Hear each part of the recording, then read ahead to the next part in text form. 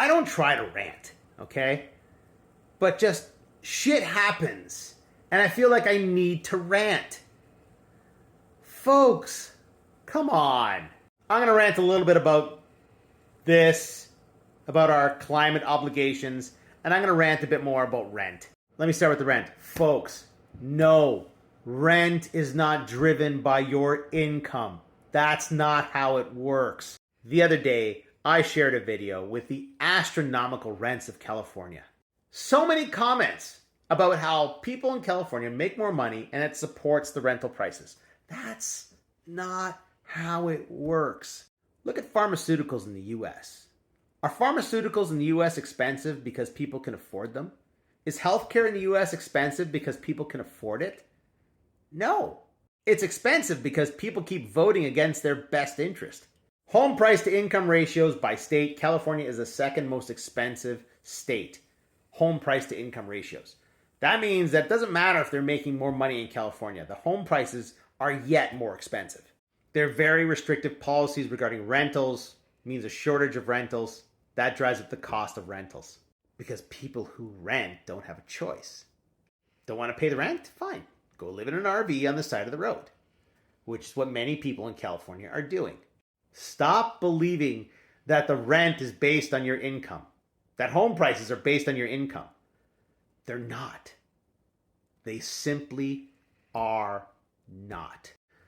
All right, the carbon tax. You know I hate the carbon tax. And I am constantly told, oh, well, climate scientists and economists, they say that a carbon tax is very effective. Syntax matters.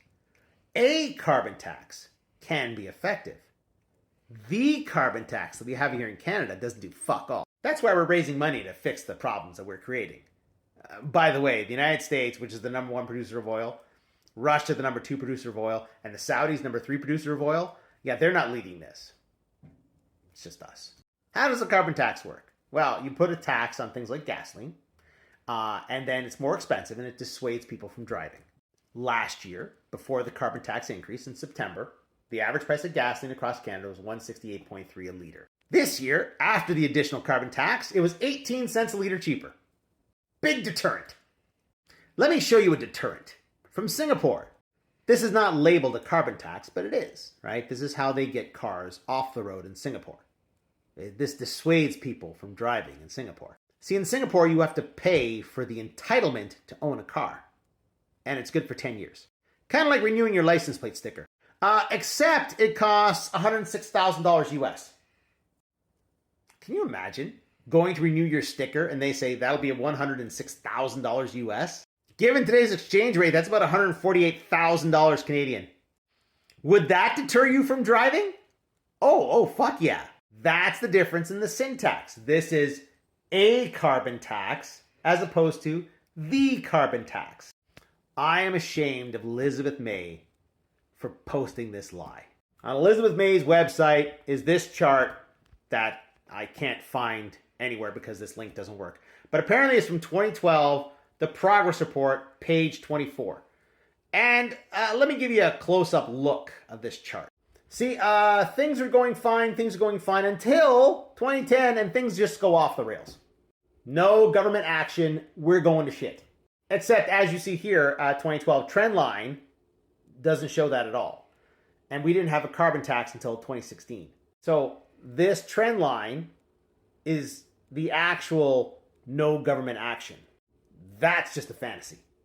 Let's check that against reality. Because as I've shown countless times, we do track this shit. That's where we are right now, the same level we were at in 2000. We peaked back here in 2007. Peak oil production. And it's been downhill since. Remember, work from home. Work from home does a whole heck of a lot. Carbon tax went in 2016. Why did everything else go down before that? Could it be that government intervention has nothing to do with it? Could it be that the carbon tax isn't doing what it's meant to do, or at least it's not doing what they tell you it's supposed to be doing? Because if we were serious about climate action, there are things that we can do. But we're not serious about climate change. We're not serious about the actual direction we're heading. We're trying to scare people with bullshit. We're not serious about actual policies that will have actual repercussions. We'd rather come up with band-aid solutions rather than actually doing something that will have an impact.